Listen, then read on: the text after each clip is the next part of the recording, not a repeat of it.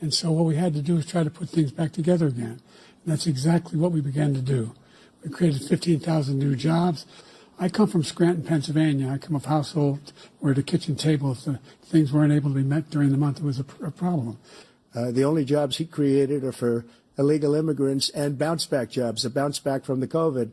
He has not done a good job. He's done a poor job, and inflation's killing our country. It is absolutely killing us. He also said he inherited 9% inflation. Now, he inherited almost no inflation, and it stayed that way for 14 months. And then it blew up under his leadership because they spent money like a bunch of people that didn't know what they were doing. And they don't know what they were doing. It was the worst, probably the worst administration in history. There's never been. And as far as Afghanistan is concerned, I was getting out of Afghanistan, but we were getting out with dignity, with strength, with power. He got out. It was the most embarrassing day in the history of our country's life. And I will tell you, not only poor there, but throughout the entire world, we're no longer respected as a country. They don't respect our leadership. They don't respect the United States anymore. We're like a third world nation between weaponization of his election, trying to go after his political opponent, all of the things he's done. We've become like a third world nation, and it's a shame. The damage he's done to our country.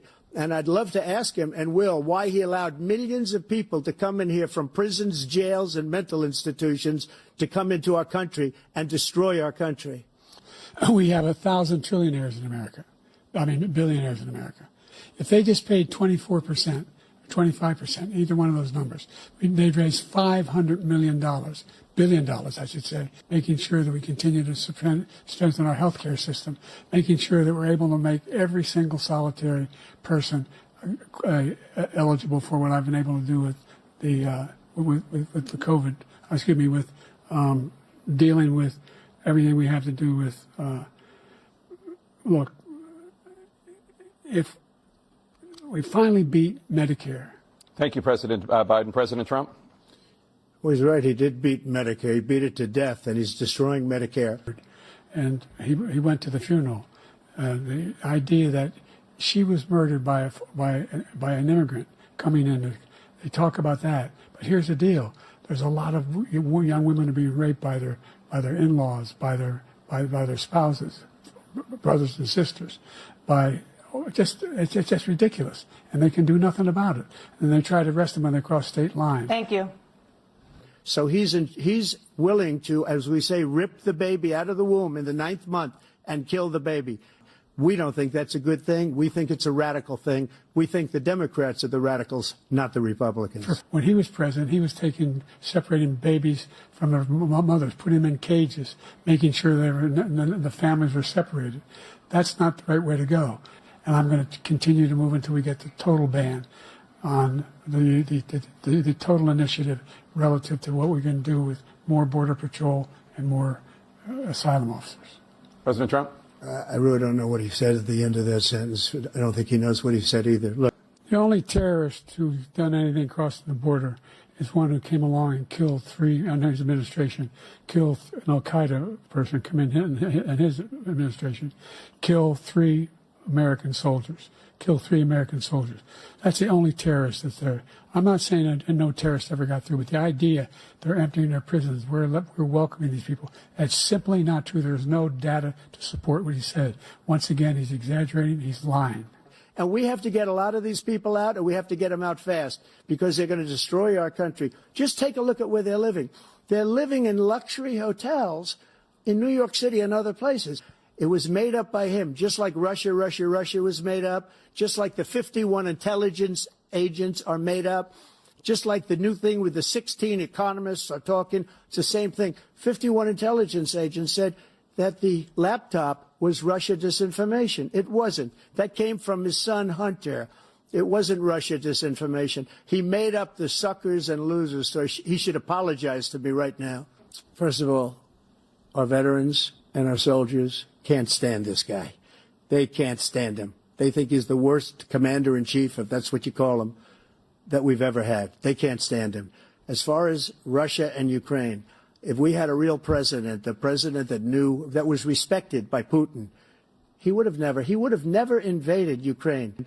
I'll tell you what happened. He was so bad with Afghanistan. It was such a horrible embarrassment, most embarrassing moment in the history of our country, that when Putin watched that and he saw the incompetence, that he should have fired those generals, like I fired the one that you mentioned, and so he's got no love lost, but he should have fired those generals. No general got fired for the most embarrassing moment in the history of our country, Afghanistan. On January 6th, we were respected all over the world. All over the world we were respected. And then he comes in, and we're now laughed at. We're like a bunch of stupid people. And Nancy Pelosi, if you just watched the news from 2 days ago, on tape to her daughter, who's a documentary filmmaker, they say, but she's saying, oh, no, it's my responsibility. I was responsible for this.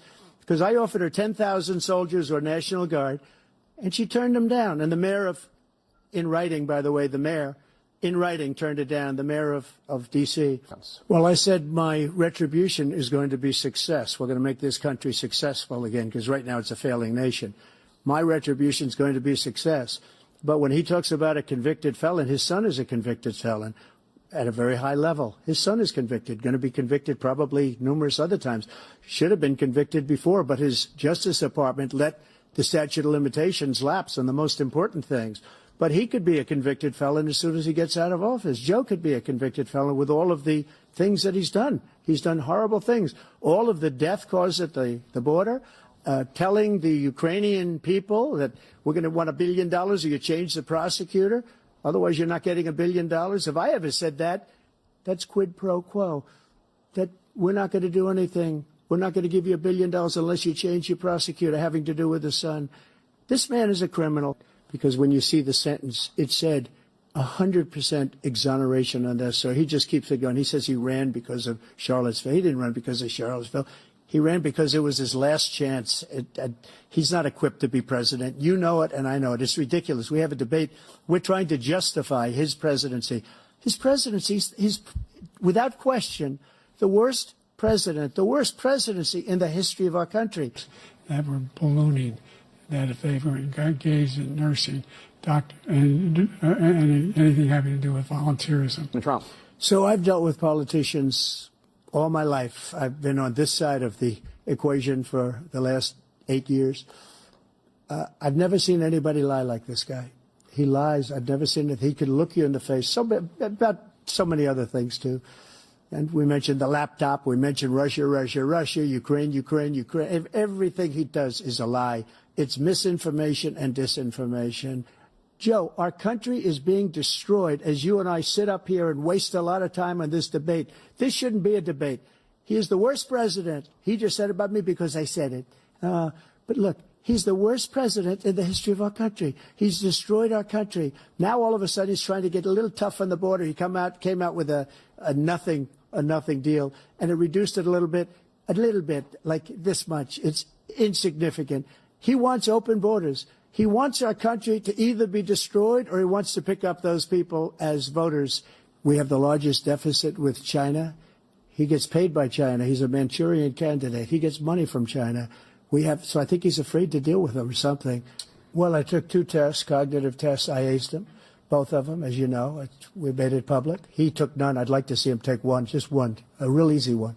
Like go through the first 5 questions. He couldn't do it. Just take a look at what he says he is and take a look at what he is. Look, I'd be happy to have a driving contest with him. I got my handicap, which when I was vice president, down to a 6.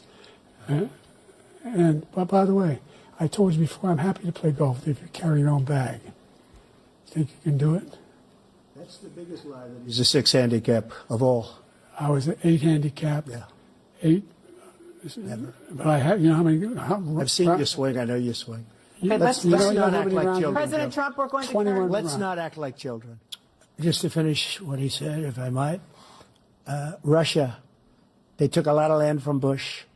They took a lot of land from Obama and Biden. They took no land, nothing from Trump, nothing. He knew not to do it. He's not going to play games with me. He knew that. I got along with him very well, but he knew not to play games. He took nothing from me. But now he's going to take the whole thing from this man right here. We've made significant progress from the debacle that was left by President Trump in his last term. What I did, for example, He wants to get rid of the ability of Medicare for us to be able to negotiate drug prices with the big pharma companies. Well, guess what?